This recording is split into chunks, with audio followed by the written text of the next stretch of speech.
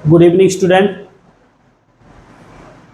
आज मैं आपको फ्यूचर परफेक्ट टेंस पढ़ाऊंगा और ये हमारा सेकंड लास्ट है। इसके बाद एक और टेंस है फ्यूचर परफेक्ट कंटिन्यूअस टेंस। इसके बाद 12 टेंस खत्म हो जाएंगे। तो इसकी डेफिनेशन की ओर चलते हैं। ठीक, such action which will have completed or will be completed in future we guess so. ठीक, यानी कि ऐसी क्रियाएं जो पूरी हो चुकी होंगी या पूरी हो चुकेंगी, ऐसा हम अनुमान लगाते हैं और उन्हीं को फ्यूचर परफेक्ट टेंस कहते हैं। यानी कि इस समय मैं आपके सामने खड़ा हूँ, वर्तमान में यहाँ पर हूँ, मैं यहाँ पर रह के अनुमान लगाऊँ, जैसे कि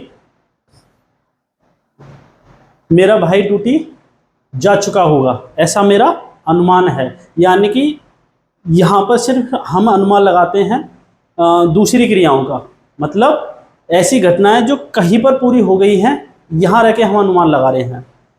जैसे एग्जांपल के तौर पे मेरी बहन ने खाना बना लिया होगा, ठीक है, वह आदमी सो चुका होगा। तो यहाँ बैठ के हम सिर्फ एक अनुमान लगाते हैं किसी कार्य का पूरा होने का कहीं और। ठीक, ये होता है। या फिर दूसरे प्रकार से मैंने यहाँ दे रखा है will be completed in future, यानी कि ये दूसरा है, ये तो हो चुकी होंगी, दूसरा हो चुकेंगी। जैसे कि कल मैं कहूँ आज मैं फ्यूचर परफेक्ट टेंस पढ़ा रहा हूँ, तो कल इस समय मैं फ्यूचर परफेक्ट कंटिन्यूअस टेंस यानी इसके बाद का टेंस भी खत्म कर चुकूंगा, यानी कि कल मैं 12वां टेंस खत्म कर चुकूंगा। तो ये आगे का अनुमान हो गया। दो प्रकार के, एक इस समय ही कहीं घटना पूरी हो चुकी है, हम यहाँ अनुमान लगा रहे हैं, दूसरा भविष्य में हो चुकेगी। ठीक है, दो प्रकार से। अब हिंदी की डेफिनेशन की ओर चलते हैं। जिन हिंदी वाक्यों की क्रिया के अंत में चुका होगा, चुकी होगी, चुके होंगे या चुकेगा, चुकेगी, चुकेंगे आदि शब्द आते हैं, उन्हें फ्यूचर परफेक्ट टेंस कहते हैं। ठीक है, दो प्रकार से सेंटेंस है, जैसे कि दो प्रकार से फ्यूचर कंटिन्यूअस में भी आए थे। ठीक, यानी कि चुका होगा या चुकेगा, ये आगे के लिए, और ये इसी समय कहीं घटना घट चुकी होगी। इसकी हेल्पिंग वर्ब होती है विल, शैल, हैव। क्या होती है? हैव। जहां परफेक्ट लग जाता है वहां have definitely we have to use, यानी कि हैव परफेक्ट के में आता ही है हेल्पिंग वर्ब के रूप में। ठीक,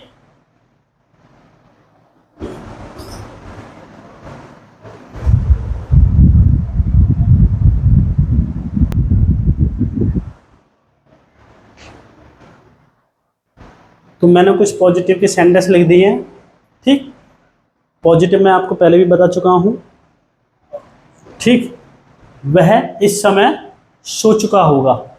तो डेफिनेशन में मैंने बताया यहां रह के हम अन्य किसी जगह का अनुमान लगाएं तो फ्यूचर परफेक्ट में ही उस टेंस को बनाएंगे। जैसे मान लो वह यानी एक लड़का, हम किसी लड़के के बारे में अनुमान लगाएं यहाँ और सोचें, क्योंकि रात का समय भी हो रहा है, वह इस समय सो चुका होगा। ठीक, तो ही मैंने रूल भी लिख दिया है यहाँ, विल, शैल, हैव, वर्ब की थर्ड फॉर्म ऑब्जेक्ट। परफेक्ट लगता है वहाँ हैव और थर्ड फॉर्म कंपलसरी होती है। वह इस समय सो चुका होगा, ही विल हैव, स्लीप की third form slept, he will have slept this time. इस समय की क्या होती है? This time. दूसरा एग्जाम्पल है मेरा भाई ड्यूटी जा चुका होगा, तो मेरा भाई की क्या होती है? My brother will have gone on duty. ठीक, my brother will have gone, ये गो की थर्ड फॉर्म होगी, ऑन ड्यूटी। वे दिल्ली अब तक पहुंच चुके होंगे, वे दिल्ली अब तक पहुंच चुके होंगे। तो कैसे बनेगा? वे की क्या होती है? सब्जेक्ट ये आ गया हमारा, helping verb, helping verb always come after the subject. They will have reached, third form reached Delhi. Reach के बाद कोई प्रपोजिशन का प्रयोग नहीं हो रहा है, होता है, इसलिए हम ना टू लगाएंगे ना कुछ लगाएंगे। रीच्ड डायरेक्ट वो जगह लगाते हैं, रीच दिल्ली बाय नाउ, यानी दिल्ली। वे इस समय तक, they will have reached Delhi by now. इस अब तक, कल तक, उस समय तक, तो आप बाई भी लगा सकते हो, टिल भी लगा सकते हो, यानी कि ये बाई हो गया, ये टिल हो गया। दोनों की हिंदी होती है तक। मैं कल तक अपना काम कर चुकूंगा, मैं कल तक अपना काम कर चुकूंगा। तो I shall have completed my work. मैं यहाँ विल का भी प्रयोग कर सकता हूँ क्योंकि ये कमिटमेंट है। क्या है? कमिटमेंट। मैं कल तक अपना काम कर चुकूंगा। अगर कमिटमेंट है तो विल का प्रयोग होगा, और नॉर्मल तरीके से बात की गई है तो शैल का ही प्रयोग होगा। ठीक है, तो हेल्पिंग वर्ब ये रही, आई के अनुसार शैल का प्रयोग होगा। बाकी ये सेंटेंस है अपना काम। ठीक,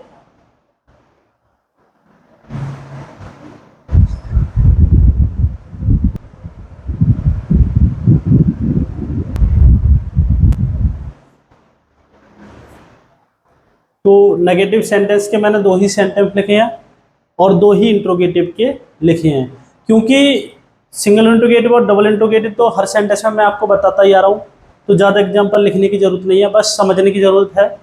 तो पहला सेंटेंस है, मैं कल आपकी सहायता नहीं कर चुकूंगा। ठीक, I shall not have helped you tomorrow, यानी कि मैं कल आपकी सहायता नहीं कर चुकूंगा। ठीक है, ये सेंटेंस इस तरीके से बनेगा, helped third form, you tomorrow. Object always come after the object always come after the main verb. Main verb you know what is help. Suraj घर पर नहीं आया होगा, ये सिर्फ अनुमान है। क्या है? अनुमान है। हम यहाँ रहकर किसी अन्य क्रिया का या दूसरी जगह पर जो घटनाएं होती हैं उनका हम अनुमान लगाते हैं सिर्फ। सूरज घर पर नहीं आया होगा, Suraj will not have come at home. ठीक है, होम से पहले एट का प्रयोग यानी घर पर। क्या आप 2026 तक एसआई सब इंस्पेक्टर की परीक्षा पास कर चुकोगे? क्या आप 2026 तक एसआई की परीक्षा पास कर चुकोगे? तो this is a single interrogative, you know we have to use helping verb before the subject, subject से पहले। बिकॉज ऑफ क्या? Will you have passed the exam of SI by 2026 यानी 2026।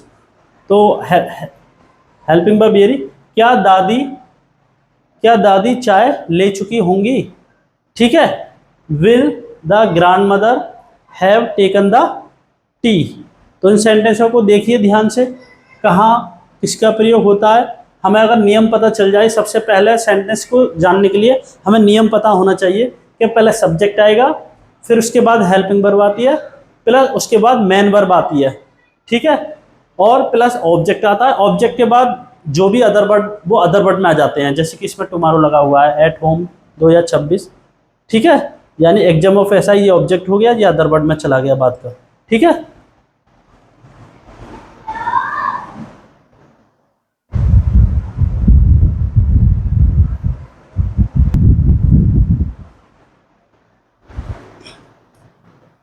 मैंने यहाँ डबल इंट्रोगेटिव के सेंटेंस लिख दिए हैं और ज़्यादा नहीं, 3 सेंटेंस लिखे हैं, क्योंकि इसके बाद भी मुझे आपको इस टेंस में पढ़ाना, आफ्टर और बिफोर का प्रयोग भी फ्यूचर परफेक्ट टेंस में आता है, पास्ट परफेक्ट टेंस में भी आता है और फ्यूचर परफेक्ट टेंस में भी आता है, इसलिए वीडियो ज़्यादा लंबी हो जाती है। फिर वह बच्चा कहाँ जा चुका होगा, तो कहाँ की क्या होती है?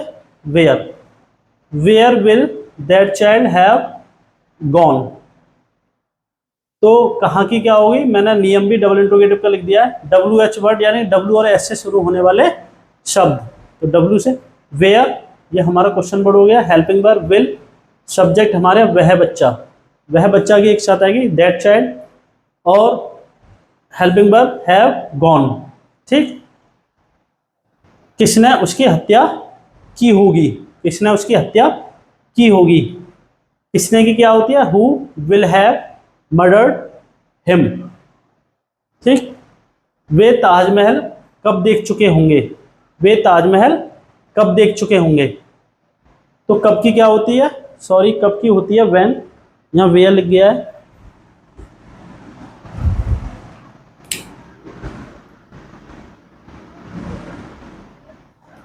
कब की होगी? When will they have seen the Taj Mahal. जितनी भी फेमस बिल्डिंग है, मोनूमेंट्स हैं, जो भी इमारतें हैं, चाहे वो हिस्टोरिकल हो, ज़्यादातर हिस्टोरिकल, उनके आगे दा का प्रयोग होता है। क्या होता है? दा का प्रयोग होता है। जो फेमस होंगी उनके आगे दा का प्रयोग होगा।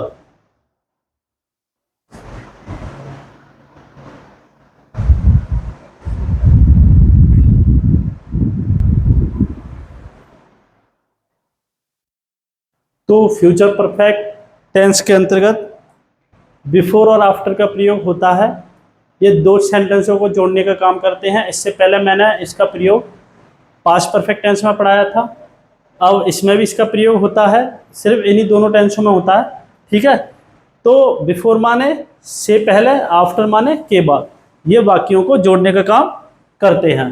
तो पहले बिफोर का प्रयोग ले लेते हैं। बिफोर का नियम ये है कि पहले ये मान लो कि अगर दो टेंस, फ्यूचर के दो टेंस किसी भी कंजक्शन से जुड़ते हैं तो दोनों फ्यूचर में नहीं बनते हैं। एक टेंस प्रेजेंट इंडेफिनिट में बनता है। किसी भी कंजक्शन, किसी भी शब्द से अगर दो सेंटेंस जुड़े हों तो एक टेंस प्रेजेंट इंडेफिनिट, एक टेंस फ्यूचर टेंस में होता है। तो यहाँ पर पहले से आपके सोने और मेरे खाना, यानी मेरा खाना खाना, तो दो सेंटेंस है, एक तो मैं हो गया, एक आप हो गए, अलग अलग सब्जेक्ट हैं तो दो सेंटेंस हो गए। आपके सोने से पहले मैं खाना खा चुकूंगा। तो नियम इसका यह है कि पहले तो फ्यूचर परफेक्ट टेंस का आएगा बिफोर वाले में। बिफोर वाले का नियम है पहले फ्यूचर परफेक्ट टेंस प्लस फिर प्रेजेंट इंडेफिनिट टेंस। ठीक, तो नियम यहाँ है आपके सोने से पहले मैं खाना खा चुकूंगा। तो मैं खाना खा चुकूंगा नियम वही है, पीछे वाला सेंटेंस आगे जाता है जो मैंने पास्ट परफेक्ट में भी बताया था। तो आई, ये वाला सेंटेंस यहाँ बनेगा I shall have eaten the food before you sleep. ये प्रेजेंट इंडेफिनिट है।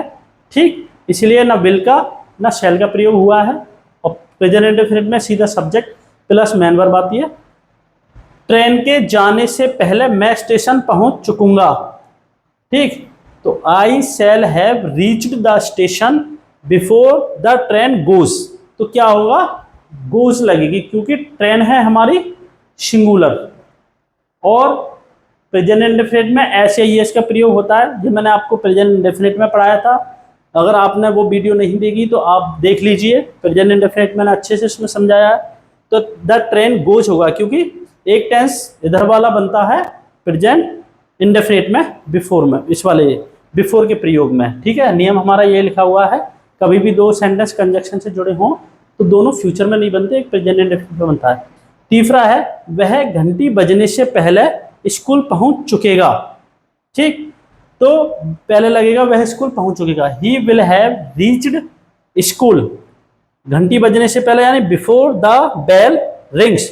यहाँ एस लगेगा क्योंकि घंटी सिंगुलर में है, इसलिए हमें एस का प्रयोग करना है, क्योंकि प्रेजेंट इंडेफिनिट में ऐसे ही एस का प्रयोग होता ही है।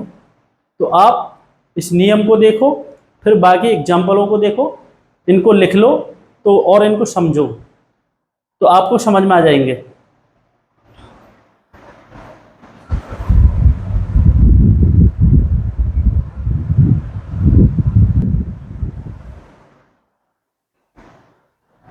तो ये आफ्टर का प्रयोग है, बिफोर का मैंने बता दिया है।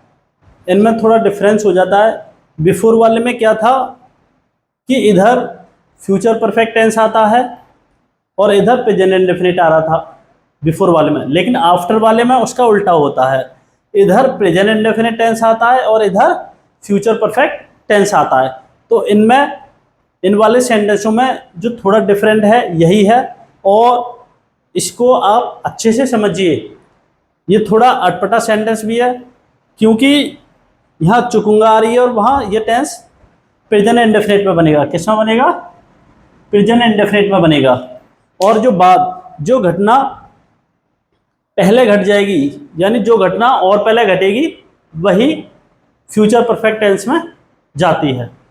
तो आफ्टर वाले में इधर प्रेजेंट इंडेफिनिट और इधर फ्यूचर परफेक्ट टेंस, जबकि बिफोर वाले में ये वाला हिस्सा उधर आता है और ये वाला इधर। लेकिन हिंदी में जैसा कि पीछे वाला सेंटेंस ही आगे लिखा जाता है, वो तो जो हिंदी होती है वो इंग्लिश में आगे ही लिखा जाता है, बस सेंटेंस में ये डिफरेंस हो जाता है कि आफ्टर वाले में पीछे विल हैव लग जाता है। जैसे एग्जांपल के तौर पर आपके मरने के बाद मैं यह गांव छोड़ दूंगा। आई लीव दिस विलेज, यानी कि गा भी आ रहा है और इस विल भी नहीं लग रहा, ना शैल लग रहा है। ठीक है, मैंने बताया दो टेंस जुड़े हो तो एक प्रेजेंट इंडेफिनिट में, दूसरा फ्यूचर में। I leave this village after you will have died. ठीक है, यह गांव छोड़ चुकूंगा, या तो चुकूंगा करो।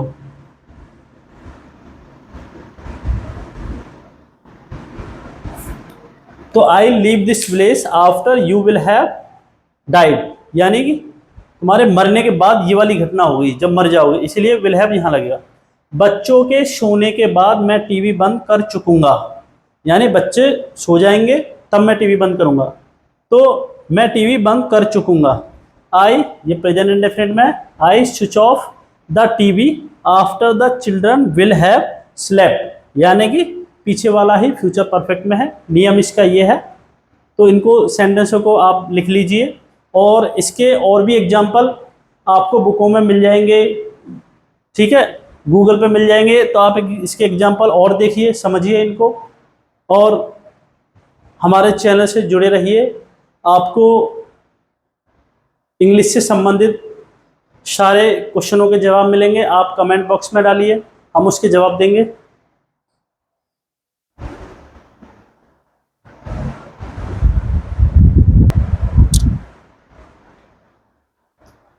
और ये टेंस कंप्लीट हो गया।